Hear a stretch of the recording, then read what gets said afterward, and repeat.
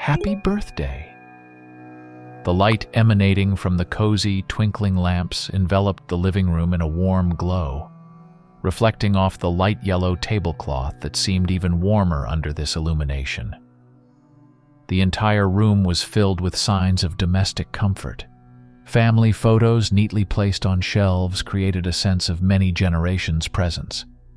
A corner of the room was adorned with a modest yet lush houseplant, highlighting the homeowner's care for their dwelling. Mom and Dad sat at the table, crowned with a festive cake that stood out against the setting with its bright colors. Around them was set tableware with exquisite patterns, adding a sense of ceremony to the environment.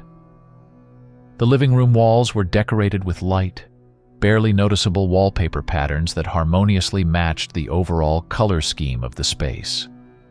Michael, without uttering a word, entered the room with a tray proudly displaying dishes he had prepared. He sat at the dining table, preferring silence to conversation with his parents, which caused a mix of helplessness and puzzlement in his father. "This child," he said, shaking his head, his gaze fixed on his son, eyes reflecting care and slight disappointment. Dressed in a new suit, the father looked particularly expressive. His appearance spoke of a commitment to order and discipline. The mother, on the other hand, was dressed more casually in a white shirt and jeans, highlighting her relaxed nature and hard work. She found the strength to smile and compliment Michael on the dinner before going to the bathroom. The sound of running water filled the home, creating an illusion of familiar domestic idyll. However, when the mother turned off the water and left the bathroom, a few drops of dark red remained in the sink. "Today is your birthday," the father softly said, addressing Michael. "No matter how busy we are at work, we will always find time to be with you." Michael seemed detached from everything around him. His head was bowed, and his gaze fixed on the TV screen, which continuously broadcasted the evening news. On the screen, a man with a neat hairstyle and impeccably clean face reported on troubling events shaking the city with tension in his voice. "The murderer is at large again. A third body has been found in the old part of our city," the blonde anchor said with particular alarm. "The police have identified a suspect. All citizens are urged to remain calm, lock doors and windows, and avoid late-night walks." While a torrential rain pounded on the window panes and howling winds pierced the streets outside, the house remained a haven of warmth and comfort, only disturbed by these ominous messages from outside. The warm light from the lamps lit the room, creating a contrast with the gloomy atmosphere outside. "Why do you always watch these news?" asked the father with a note of concern in his voice, reaching for the remote to turn off the TV.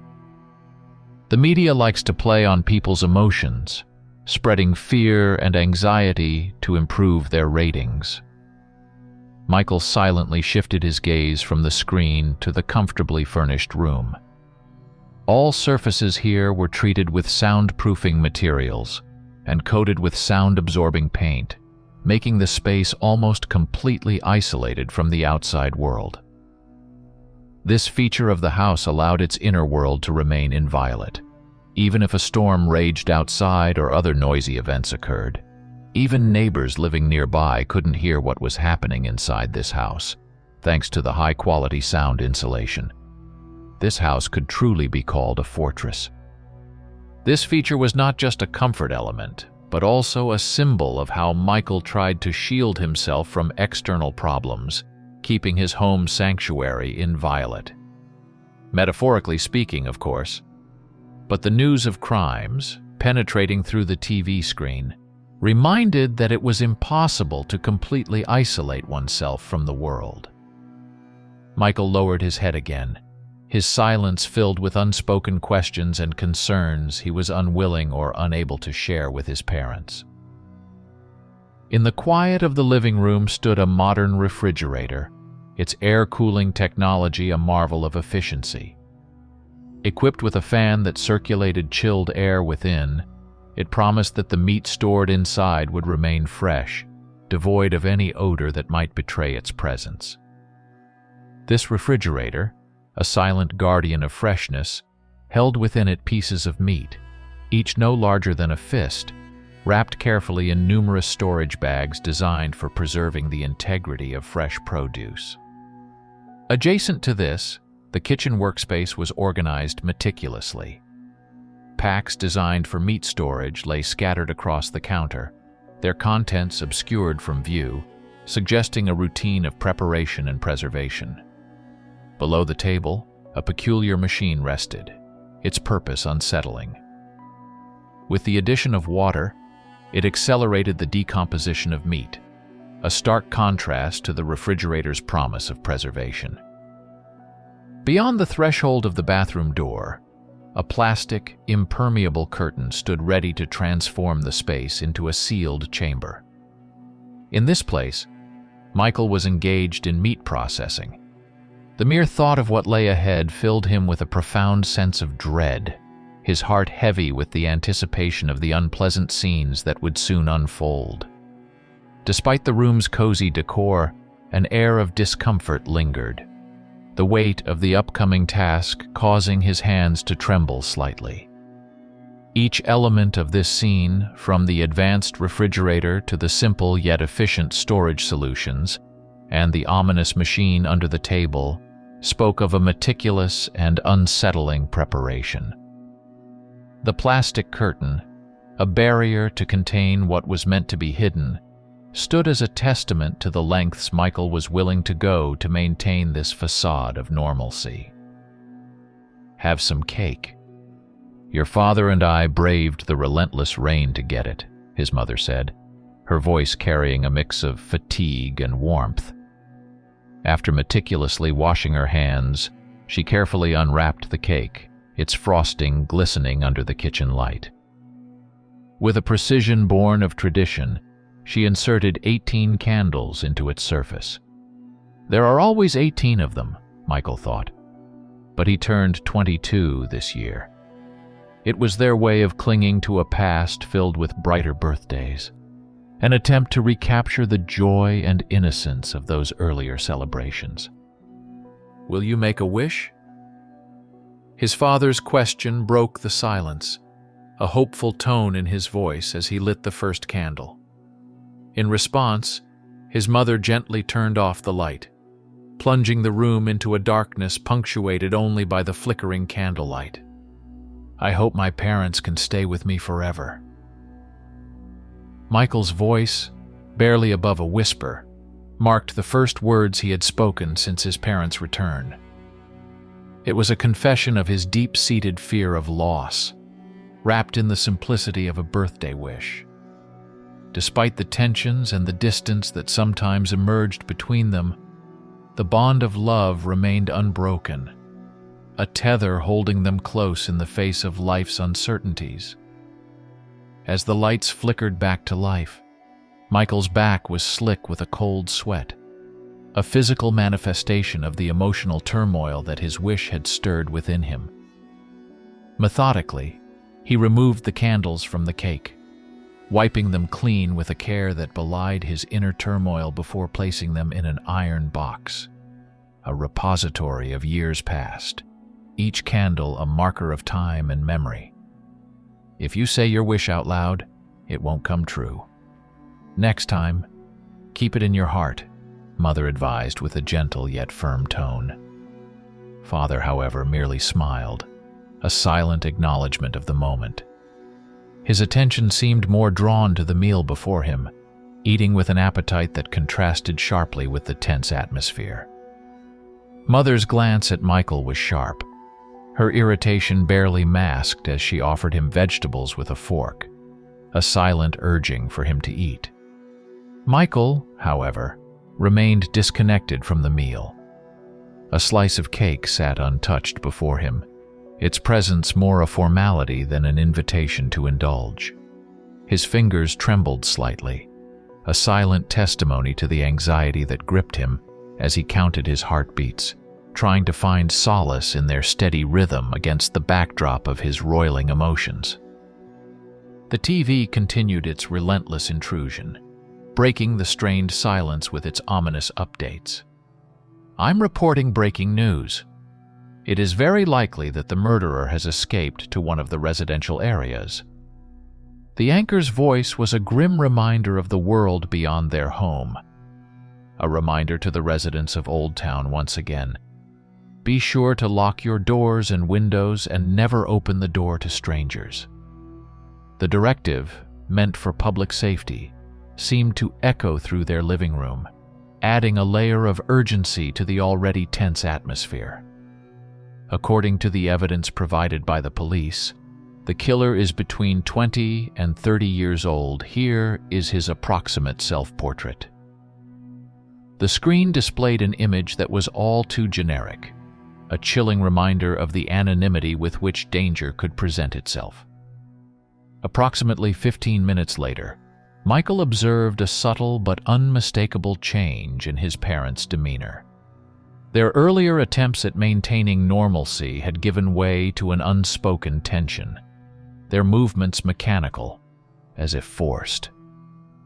Trying to distract himself, Michael picked up a piece of cream with a small spoon, the rich, milky flavor a stark contrast to the taste of fear that had settled in his mouth. The sweetness of the cream melting effortlessly provided a momentary distraction from the reality that loomed in his home. A fleeting sense of normalcy in a night that wasn't like this at all. Puff. Suddenly, Michael's mom collapsed to the floor as she wanted to get up to serve the soup. Her hands twitched involuntarily, a silent, disturbing dance of muscles and nerves while her eyelids fluttered before conceding to stillness.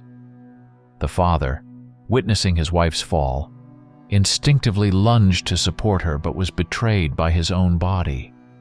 A leaden weight seemed to anchor his limbs, rendering his legs nearly immobile. A sharp realization pierced Michael's thoughts. Damn. I think I added a large dosage of tranquilizers even though this isn't the first time I've done this. I'm still nervous. Michael's hand stopped shaking and he looked at his parents, their expressions a tableau of confusion and dawning horror. I still can't figure out why this is happening. Am I crazy, or has the world lost its sanity? Michael pondered, his mind a whirlpool of doubt and disquiet. He moved towards the closet with deliberate steps, retrieving heavy chains and large iron handcuffs that clanked with an ominous finality. He began the methodical process of binding his parents, the metal cold and unyielding against their skin. The background noise of the TV continued its relentless broadcast, the news anchor's voice a distant echo reporting on the killer at large. Outside, the rain poured down as if in mourning, its ceaseless patter against the windows a somber soundtrack to the unfolding scene. Yet, for Michael, the storm outside and the dire warnings from the television faded into irrelevance. His focus was singular, consumed by the act he found himself compelled to perform. As he secured the last of the chains, a heavy silence settled over the room, broken only by the sound of his breathing and the distant thunder. Why do I keep doing this? The question lingered in the air, unanswered. Michael stood back, surveying his work, a sense of detachment creeping over him. The scene in front of him was staged by himself, and all for the sake of safety. But is it possible to hide from this? The tranquility that had momentarily steadied his hand now gave way to a torrent of confusion and remorse. Had his actions been a desperate bid for control in a world that seemed increasingly chaotic, or the manifestation of a deeper, more insidious turmoil within him? Heaving with effort, Michael labored to move his unconscious parents. Each step towards the basement door, a testament to the weight not just of their bodies but of the act he was committing. The door itself, a heavy iron slab, was a product of his own making. He had spent countless hours, days even, forging and fitting it into place, ensuring its strength. Proudly, it stood as a bulwark, impenetrable to any who might attempt to breach it, a fortress against intrusion, capable of withstanding even the assault of large-caliber weaponry. In Michael's mind, it was not just a door but a declaration of his resolve, an unyielding barrier between his world and that outside. Glancing down at his parents, Michael felt a twinge of something unidentifiable. They lay there, so vulnerable, a stark contrast to the daily visits they paid him, filled with life and concern. Yet in this moment, shrouded in the grim reality of his actions, a haunting but lingered in the air, an ominous shadow over the ritual he found himself ensnared in. With a force born of necessity, Michael thrust the doors open. The chains attached to his parents clinked and clattered, a macabre symphony accompanying their descent into the basement. The air grew colder, the light dimmer, as he began the arduous task of dragging them down the steps, their bodies an unwieldy burden that tested both his strength and his resolve. The basement was a cold but not desolate place. The bare and damp walls seemed to absorb the light, plunging the room into eternal darkness. In the center, like silent sentinels, stood two iron pillars. It was here that Michael had secured his parents, binding them with chains that were as much a part of the ritual as the darkness that enveloped them. As he fastened the chains around the poles, ensuring the bindings were tight, Michael's mind raced. The physical exertion of carrying his parents, the weight of their bodies a mere fraction of the burden he carried within. Every detail of the room spoke of the meticulous planning and execution of his daily ritual. The iron pillars, cold and unyielding, reflected the firmness of the door, serving as a stark reminder of the isolation and finality of this space. It was a place removed from the outside world, a realm where the world obeyed other more savage rules. Yet even as he completed his task, a sense of unease pervaded. The act, repeated though it was, never grew easier, each night a fresh descent into a madness that seemed to have no end. That time has come, his parents have started to change. The transformation was a horrifying spectacle that Michael had witnessed countless times, yet each instant struck him with the same gut-wrenching terror. Under the pale glow of the basement's single bulb, his parents' bodies convulsed violently, their human forms contorting in a gruesome dance of metamorphosis. Thick, coarse wool sprouted across their skin, enveloping them in a matter of seconds, while the sounds of cracking and dislocating bones filled the air with a sickening chorus. Their clothes, ill-equipped to accommodate the sudden expansion of muscle and fur, ripped apart, leaving tatters hanging from their newly formed lupine bodies. Chained and transformed, they no longer resembled the people who had raised him with love and care. Instead, two monstrous werewolves stood before Michael, their eyes burning with a feral, unrecognizable hatred. The creatures snarled and snapped, their growls reverberating off the stone walls as they lunged against their bonds, each movement a testament to their overwhelming desire to break free and wreak havoc. Michael's expression, carved from countless nights of sorrow and resignation, bore the weight of his reality.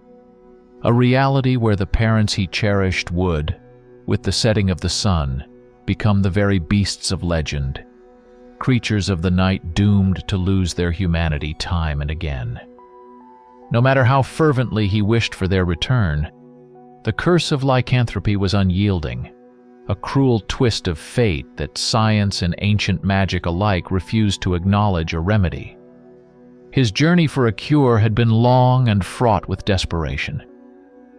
He had delved into the depths of arcane lore, sought out scientists on the fringes of credibility, and even dared to bargain with forces beyond his understanding.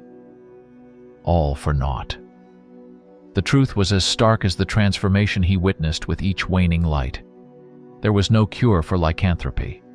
The world denied the existence of werewolves, relegating his torment to the realm of myth, leaving him to shoulder the burden in isolation.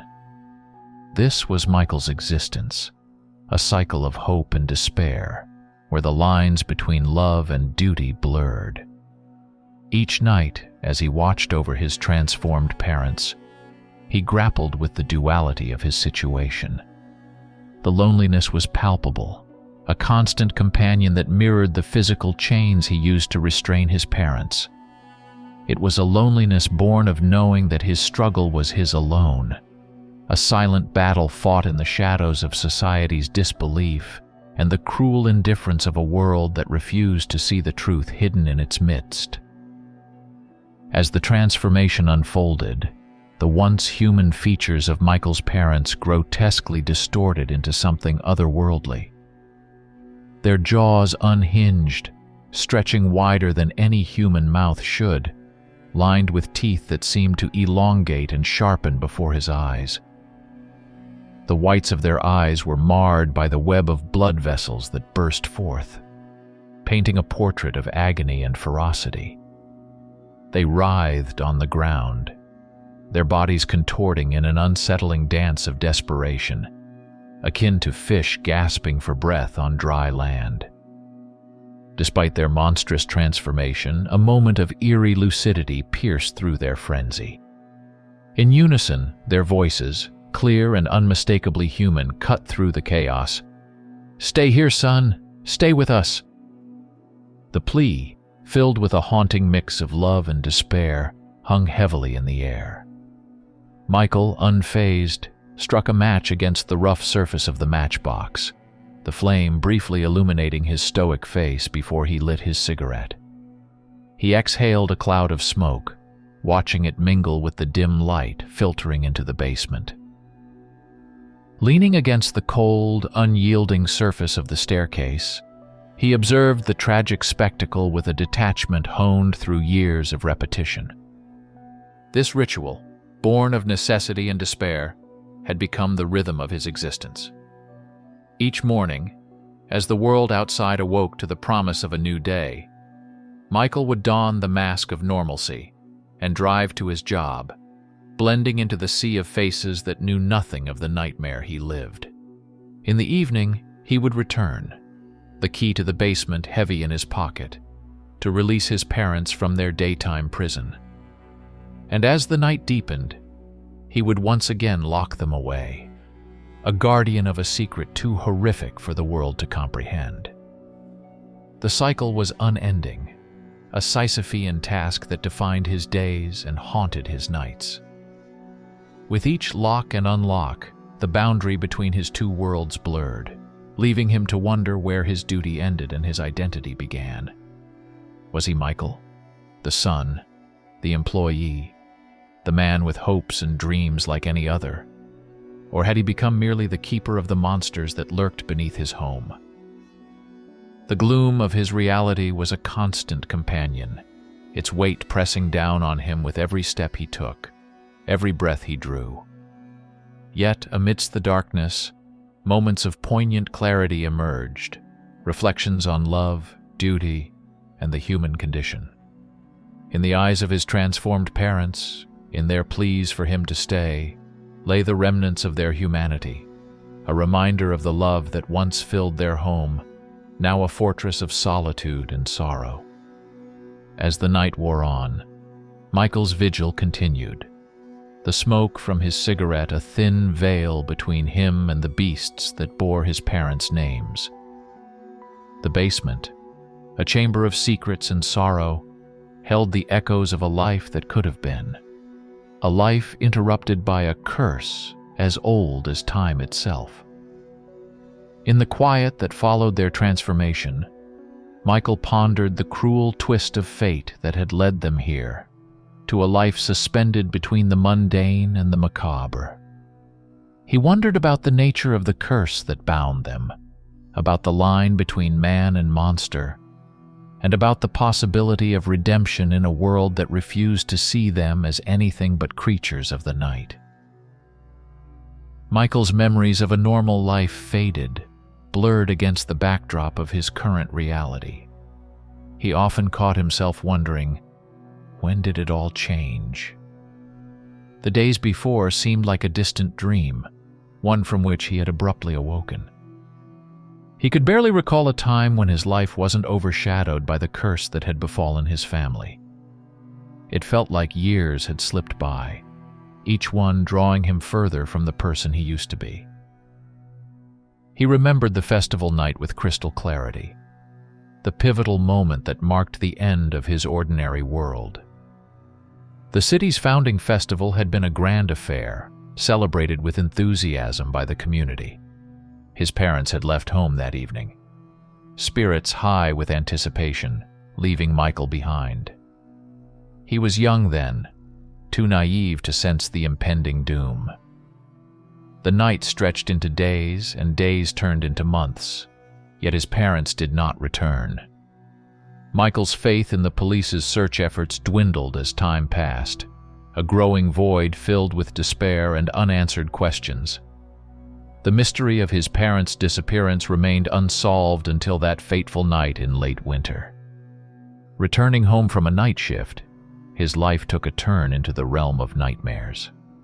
The sight that greeted him was something out of a horror tale, a pair of monstrous beings, their forms grotesque and terrifying, engaged in a savage attack on an unsuspecting man.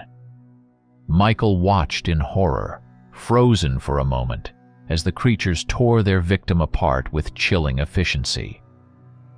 The realization that he could be next jolted him into action, fear lending speed to his legs as he fled the scene. Reaching the safety of his home, Michael's first instinct was to secure himself inside, away from the horrors that lurked in the night. He bolted the door, heart pounding in his chest, the adrenaline coursing through his veins, a bitter reminder of his close encounter with death.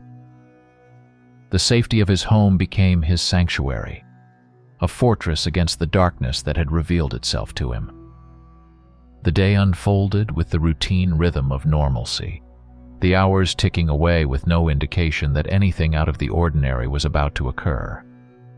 But as dusk began to paint the sky in shades of deep orange and fading purple, an unexpected sound shattered the silence of anticipation, a knock at the door. Michael's heart leaped. With cautious steps he approached, the weight of hope and fear mingling in his chest. As the door creaked open, the sight that greeted him was one he had longed for, yet scarcely dared to hope would come true. His parents stood there, a vision from a past life, their hands holding a cake, a symbol of normalcy and celebration. Joy overwhelmed him, a tidal wave of relief and happiness washing over the shards of his broken reality. In that moment, he was blind to anything beyond their presence. Their appearance, marked by the grime of unknown ordeals and the dark stains of congealed blood on their clothes, registered in Michael's mind, but failed to penetrate the fog of his elation. They embraced, a family reunited, and Michael pushed aside the niggling doubts and questions that tried to surface. The evening passed in a blur of laughter and shared stories, a bittersweet attempt to recapture the warmth of their life before. But as night draped its veil over the world, a chilling transformation unfolded. Retiring to his room, the comfort of Michael's bedroom was soon violated by a horrific intrusion. His parents, the loving figures of his daytime reunion, morphed into monstrous forms before his eyes. The walls of his bedroom became silent witnesses to a nightmare made flesh. Their transformation into werewolves, creatures of primal fury and hunger, was a spectacle of terror and disbelief. It was chaos, a maelstrom of fear and survival instincts, as his father, driven by the beast within, launched himself at Michael with a ferocity that brooked no recognition of their bond. But it was his mother, even in her monstrous state, who became Michael's unlikely savior. A flicker of maternal recognition seemed to pierce through her cursed existence. turning her aggression towards his father and giving Michael a sliver of a chance to escape. The night outside offered no solace, only the cold embrace of a city that slept unaware of the horrors that walked among them. The police, when approached, offered nothing but disbelief and empty assurances. Lost and alone, Michael wandered the gloomy streets until dawn's light offered a semblance of safety to return home to the absence they left behind. The werewolf parents left, but in the evening they returned in human form, holding a cake. They wished Michael a happy birthday again, as if nothing had happened. His parents didn't remember the horror of the night before, and so it began, a cycle of fear and love, of day and night. Michael's life became divided between the joy of their return and the terror of their transformation. It was a precarious existence, balanced on the edge of a knife that threatened to cut too deep. This ordeal became his reality, a secret life filled with unspeakable truths and the constant fear of the night. Each day became a question of survival, each night a test of endurance. In this twisted existence, Michael found himself caught in a perpetual struggle, seeking answers, seeking a cure, seeking an end to the curse that had befallen the ones he loved most. Michael's gaze was fixed upon the two werewolves, his parents, as they voraciously consumed the meat he had prepared. A familiar shiver coursed through him, the kind that had haunted his spine for years now. It was a reaction born not just of fear, but of a deep-seated dread that came with witnessing his loved ones in such a state. Despite the countless times he had seen them transform, the sight never failed to unsettle him, to remind him of the surreal nightmare his life had become. As he stood there, a silent observer to their feast, Michael's mind wandered through the labyrinth of the past few years. Michael's hands trembled, a physical manifestation of his internal turmoil. This involuntary response, a testament to the fear and revulsion that bubbled beneath the surface, was something he had come to accept. It was a reminder of his humanity, of the emotions he grappled with each day as he cared for his parents in their cursed form. Did Michael have a choice? The question was rhetorical, one he had asked himself 1,000 times over. The answer was always the same, a resolute no. His fate had been sealed the moment his parents returned that fateful night, forever altered. Michael had accepted his role as their keeper, their protector, not out of obligation, but out of love. A love that endured even in the face of the unimaginable.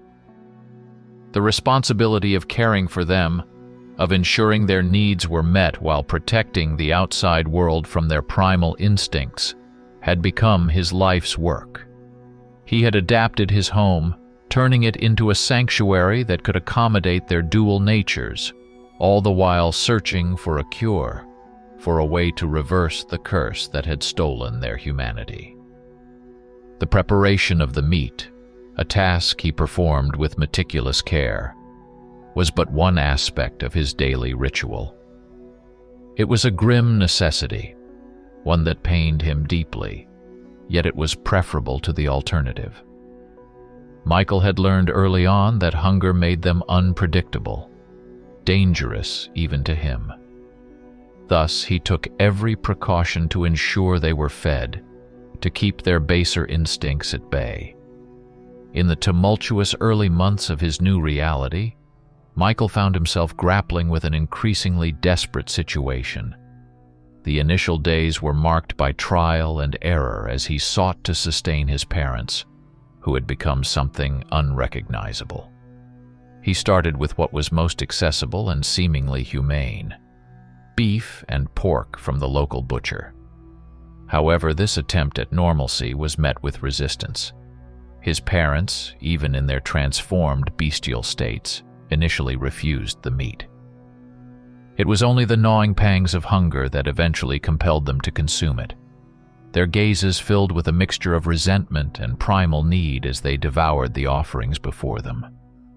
As days turned into weeks, Michael observed with growing dread the physical decline of his parents. The regular meat, far from sustaining them, seemed to hasten their deterioration. They grew weaker, their once powerful forms becoming gaunt, their fur matted and dull. It pained Michael to witness this slow decay, the vibrant beings he knew being consumed by the curse that bound them. Even more disconcerting was the persistent nature of their transformation. Unlike the tales of old, where werewolves reverted to their human forms with the dawn, his parents remained trapped within their monstrous visages, regardless of the time of day.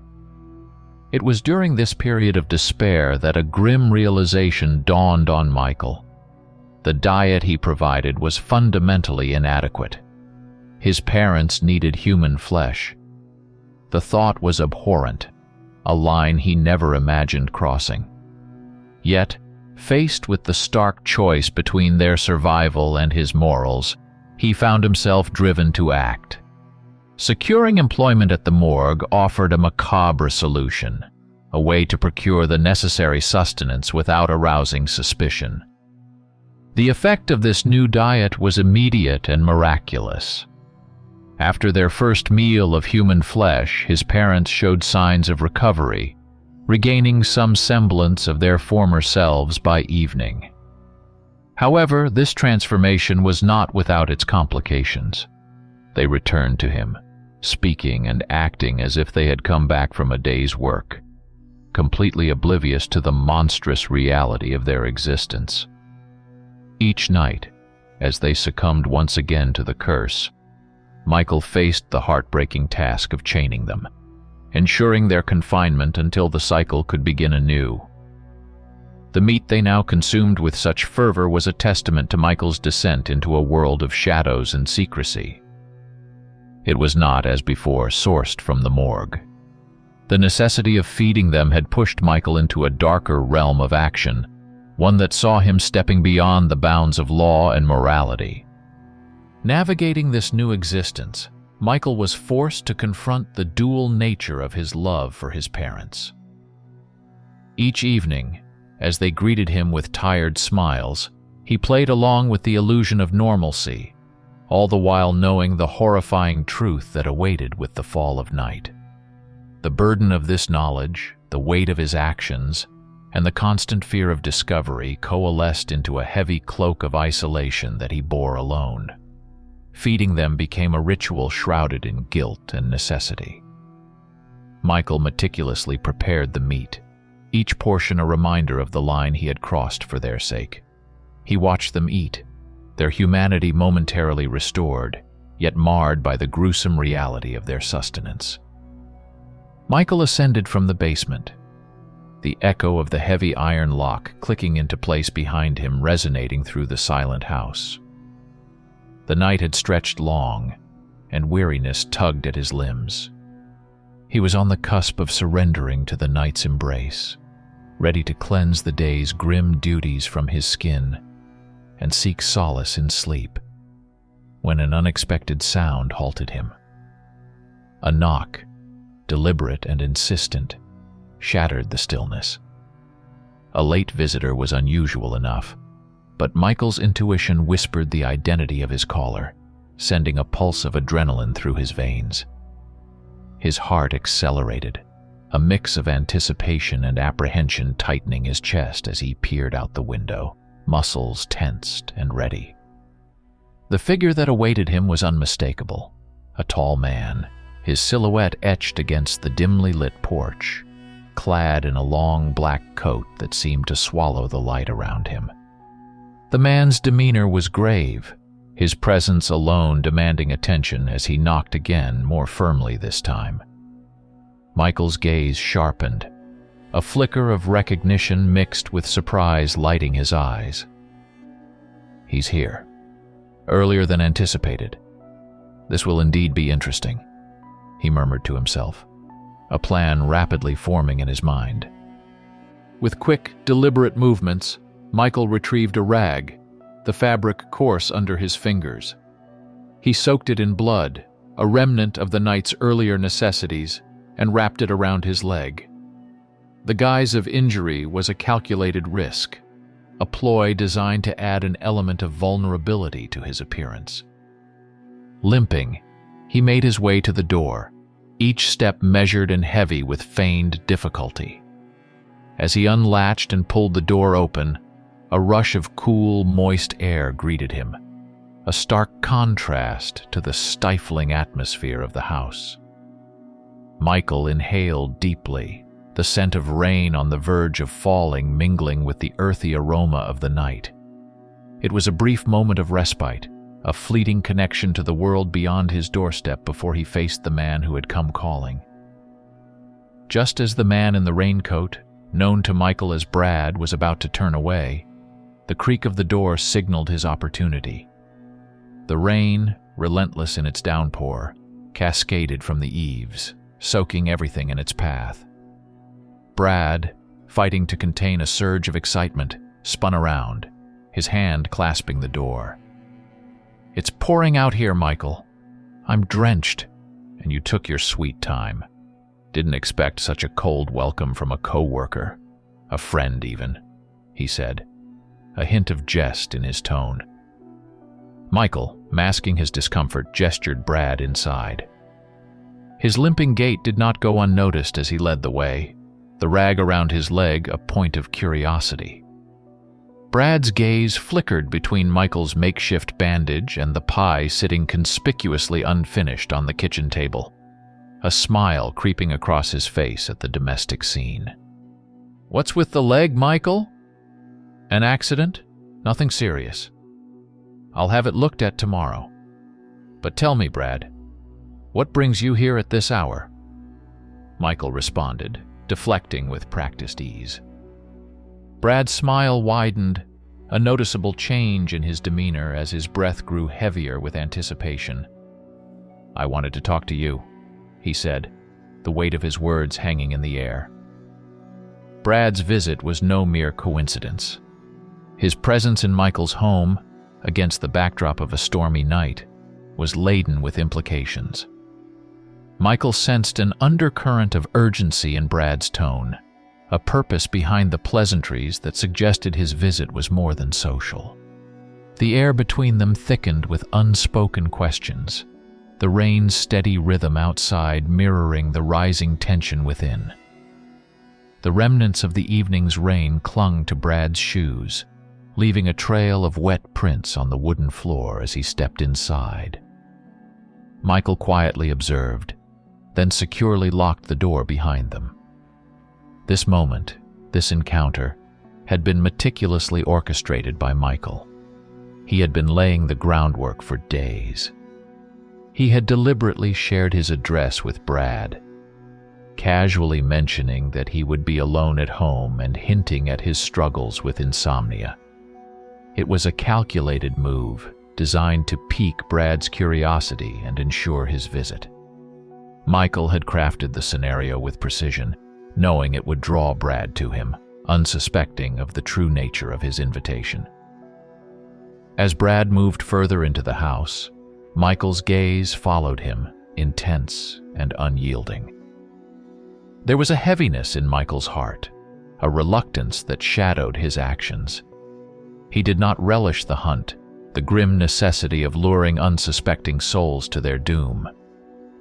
Yet the survival of his parents, trapped in their monstrous forms, left him with no choice. "Are you hungry?" Michael asked, his voice steady despite the turmoil that churned within him. He gestured towards the spread of food he had prepared earlier, an array of dishes that belied the macabre purpose of their gathering. He poured another glass of water, adding, "It's my birthday today. I happen to have prepared a lot of food. Would you like to try a piece of cake?" "That won't be necessary," Brad replied, his voice polite but firm. Michael noted the refusal, the deliberate distance Brad maintained from the table laden with food. "He doesn't want to touch anything on the table, probably afraid of leaving marks," Michael mused silently. It was a cautious move, perhaps instinctual, that spoke volumes of Brad's wariness, even if his demeanor remained friendly and open. Michael's plan, however, remained unfazed by Brad's caution. The evening was still young, and the true nature of his invitation had yet to unfold. As they engaged in conversation, Michael steered their topics with care, weaving a tapestry of normalcy and camaraderie. Yet beneath the surface, a darker narrative pulsed with life, ready to breach the confines of the ordinary. The house, with its seemingly benign atmosphere, was a stage upon which Michael played his dual roles: the gracious host and the desperate son. Each word, each gesture, was part of a larger, more desperate strategy to sustain the cursed existence he and his parents were condemned to. As the clock ticked away the minutes, the tension between the present facade and the impending revelation grew. Michael was acutely aware of the passage of time, of the precious moments slipping away as he maneuvered towards the inevitable climax of the evening. The quiet of the house was suddenly pierced by a distant noise, a clamor that seemed to emanate from the depths of the basement. Brad's muscles tightened, a surge of alertness sharpening his senses. "You're not alone. I think someone is calling for you," he remarked, an edge of curiosity in his voice, veiling the tension that had crept into his posture. Michael's response came with a twisted smile, one that didn't quite reach his eyes. "Ah, that would be my parents. They're home as well," he said, his tone casual, yet laced with an undercurrent of something more sinister. "They've been having health issues. They're in the basement. I've had to lock them in for their own safety." The noise from below grew more persistent, a cacophony of sounds that hinted at distress. "They're making quite a racket. Don't you think you should check on them?" Brad pressed, his gaze locked on Michael, searching for any sign of faltering. Michael's smile wavered for a moment before he regained his composure. "They're very ill and need their rest. But if you're so inclined, you could take a look at them," he offered, a challenge underlying his words. Brad's interest was piqued, not by concern for Michael's parents, but by the darker impulses that had guided him to this doorstep. The thought of seeing Michael's parents in distress, witnessing their vulnerability while he executed his long-held desire to harm Michael, thrilled him. This anticipation had been building since the moment he crossed the threshold, a culmination of his darker desires that traced back to the nights they had spent together at the morgue. Back then, the urge to wrap his hands around Michael's neck had been a persistent whisper, now amplified into a roar by the opportunity that lay before him. This moment had been long in the making, a twisted fantasy that Brad had nurtured over countless shifts, watching Michael with a predator's patience. The revelation that the police were on his trail only heightened the stakes. Brad had seen his own sketch broadcasted on the news, a stark reminder that his time was running out. This encounter, then, could be his final act, his last kill before the law caught up to him. The basement, with its hidden occupants and the promise of Michael's vulnerability, offered a stage for this dark culmination. Brad envisioned the scene with a macabre sense of satisfaction, Michael's parents as unwitting participants in their final confrontation. It was a chance Brad was unwilling to let slip, a last dance with fate in the shadow of his impending doom. As Michael watched Brad, a cold calculation behind his affable facade, he weighed his next move. The basement door stood between them and a reckoning, a barrier to the dark truths that simmered beneath the surface of their conversation. Brad's intentions, cloaked in the guise of concern, were not lost on Michael, who understood all too well the danger that lurked in his colleague's eyes. The choices made in the next few minutes would seal their fates, entwining their destinies in a final, deadly embrace. As the storm outside raged on, oblivious to the human drama unfolding within, Michael and Brad stood on the precipice, each poised to play their part in the tragedy that awaited. Michael led the way, the heavy iron door groaning as he pulled it open, revealing the staircase that descended into the gloom.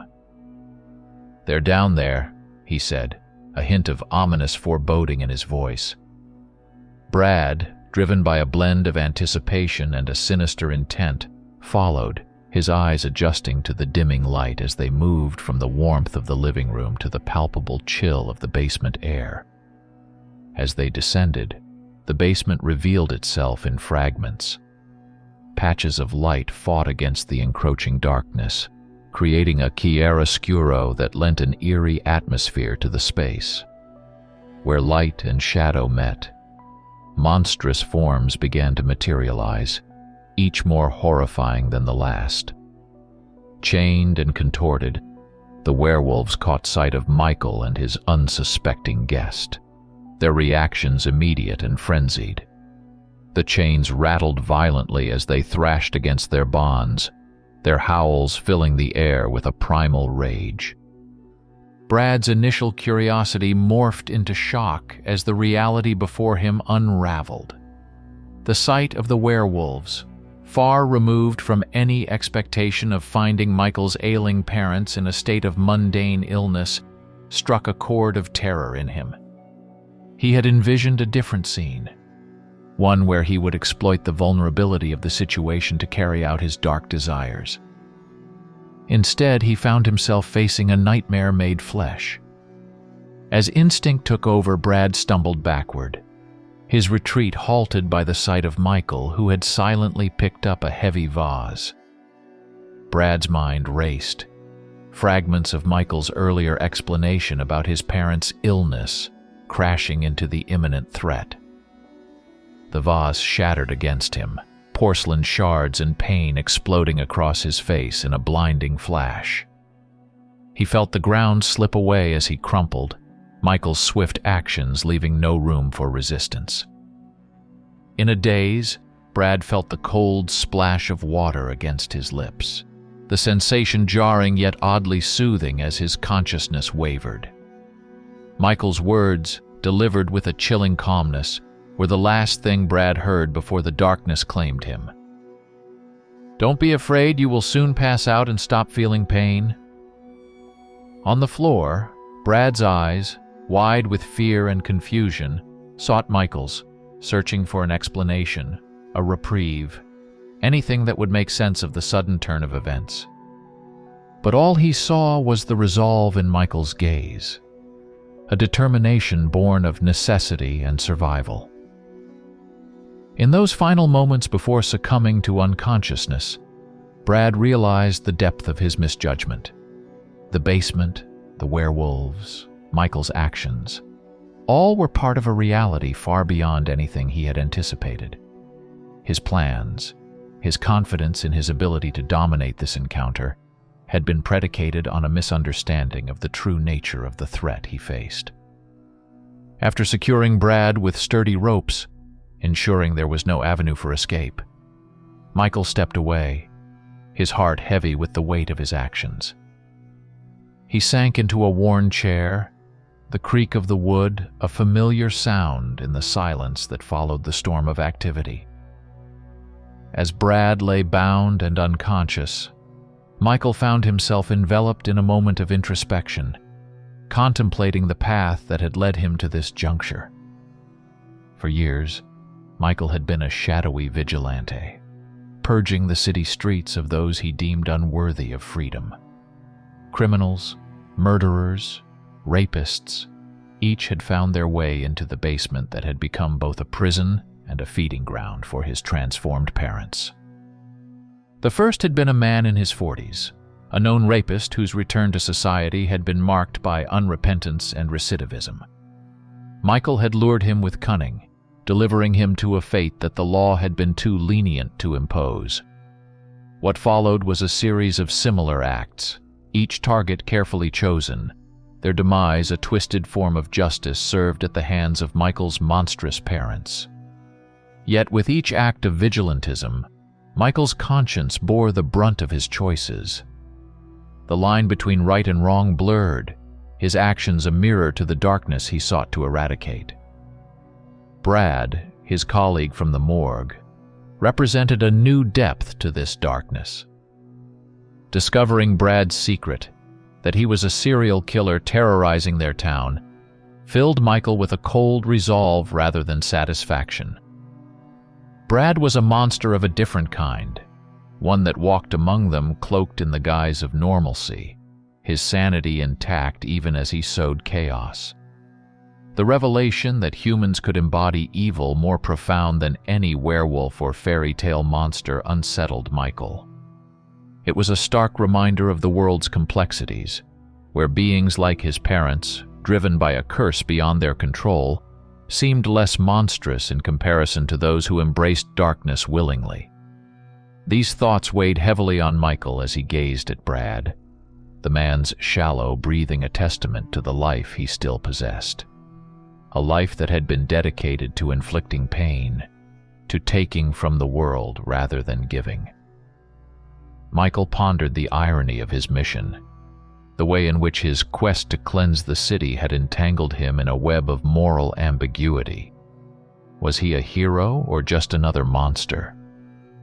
The distinction had become increasingly difficult to discern. As he pondered these questions, Michael understood that the true battle was not against the werewolves chained in his basement or the criminals that prowled the streets. The real struggle was within him, a fight to retain his humanity in the face of choices that threatened to erode it. The darkness he sought to eliminate in others was also a shadow that loomed over his own soul, a reminder that the potential for monstrosity exists in all of us.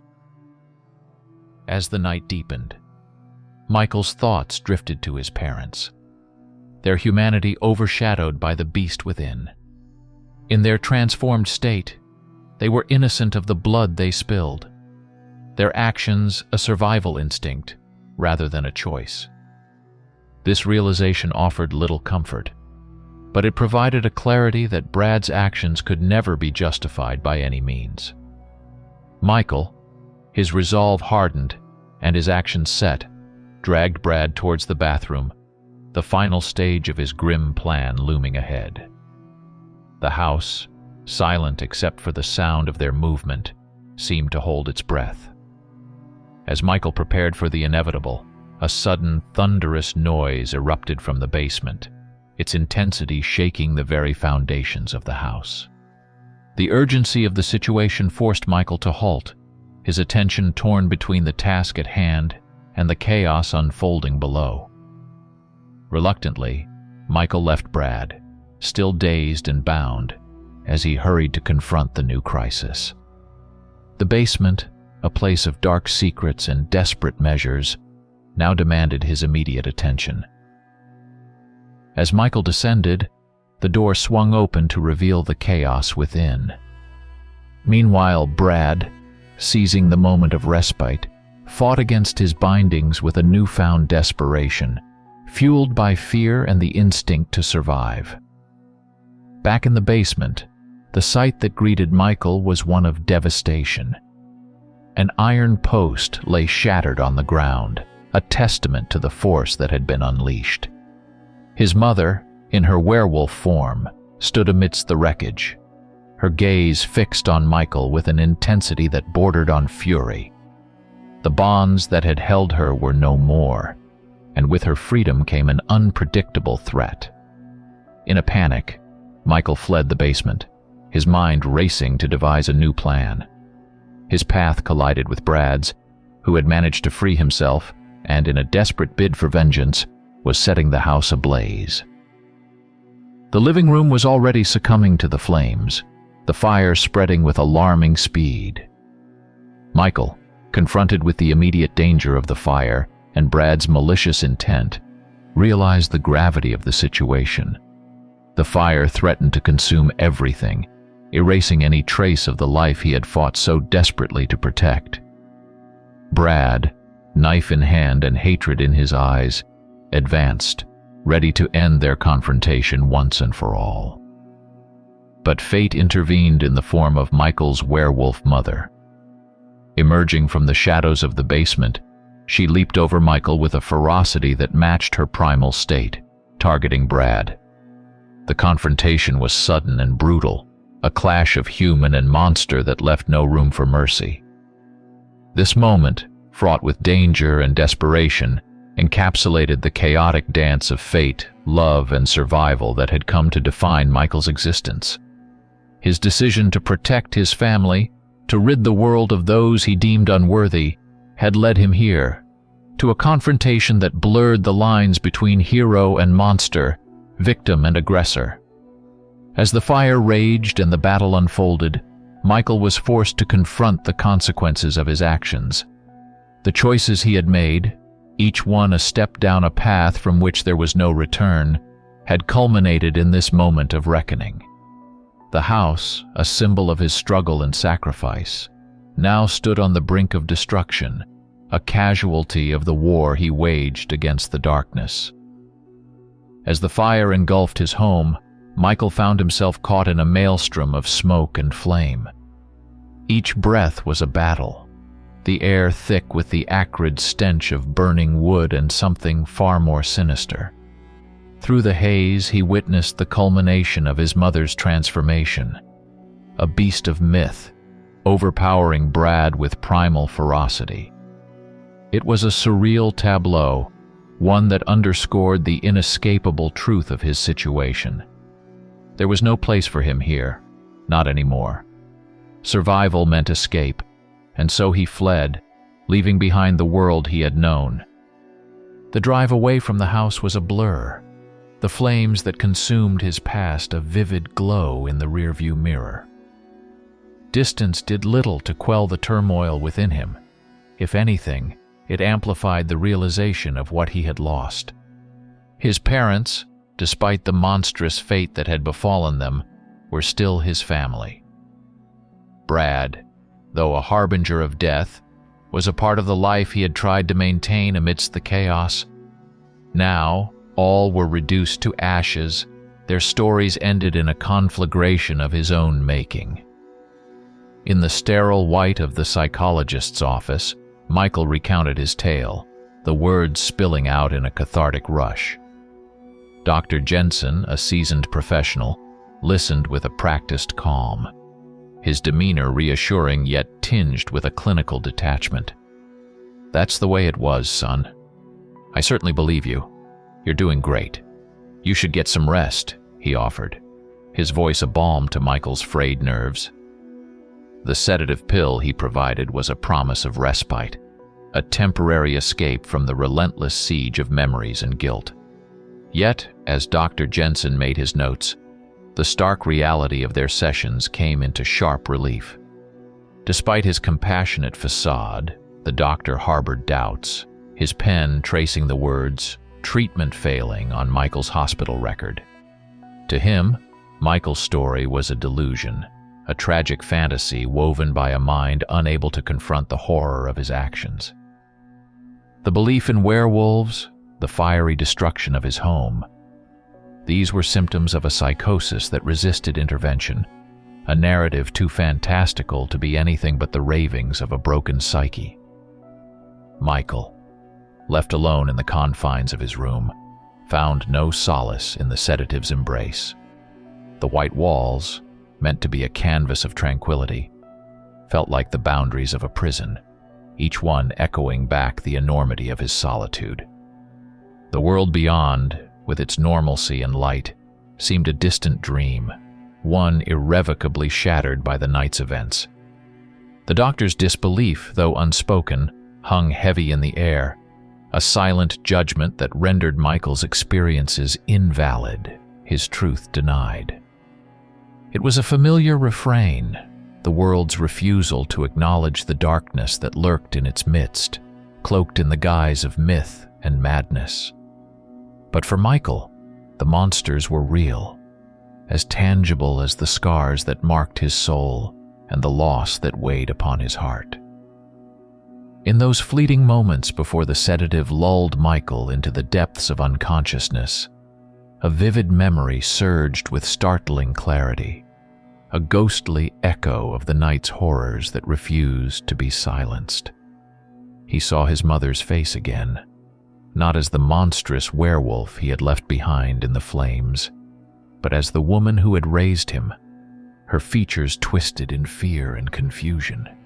Her voice, laden with terror and disbelief, pierced the fog of his mind, a haunting refrain that asked, "What are you doing, Michael?"